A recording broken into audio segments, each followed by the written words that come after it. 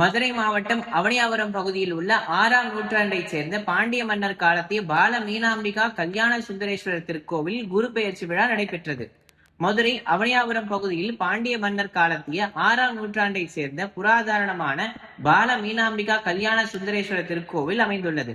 இந்த திருக்கோவிலில் குரு பெயர்ச்சி விழா நடைபெற்றது. மிதுன ராசியில் இருந்து கடக ராசிக்கு புனர்பூச நட்சத்திரத்தில் குரு பெயர்ச்சி நடைபெறுவதால் சிறப்பு அபிஷேக பூஜைகள் மற்றும் யாக பூஜைகள் நடைபெற்றது. அதனைத் தொடர்ந்து நவகிரக சாந்தி ஹோமம், கணபதி ஹோமம் உள்ளிட்ட ஹோம பூஜைகள் நிறைவு பெற்ற பின் நவகிரக சன்னதியில் உள்ள குரு பகவானுக்கு பால், தயிர், இளநீர், பன்னீர், சந்தனம், திருமஞ்சன பொடி உள்ளிட்ட 16 வகையான அபிஷேக பொருட்கள் கொண்டு சிறப்பு அபிஷேகம் செய்யப்பட்டது.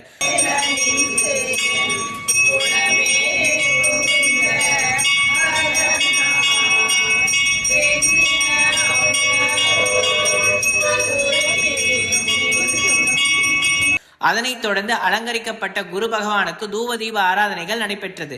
இந்த நிகழ்ச்சியில் அவனியாபுரம் பகுதியை சேர்ந்த ஏராளமான பொதுமக்கள் கலந்து கொண்டனர். குரு பெயர்ச்சி விழாவில் கலந்து கொள்ள வந்திருந்த மதுரை பெருங்குடி பகுதியைச் சேர்ந்த கணேசன் என்பவரின் மகள் 8 வயது சிறுமி பிரகதி என்பவர் திருவாசகம் பாடி பார்வையாளர்களை பெரிதும் கவர்ந்தார்.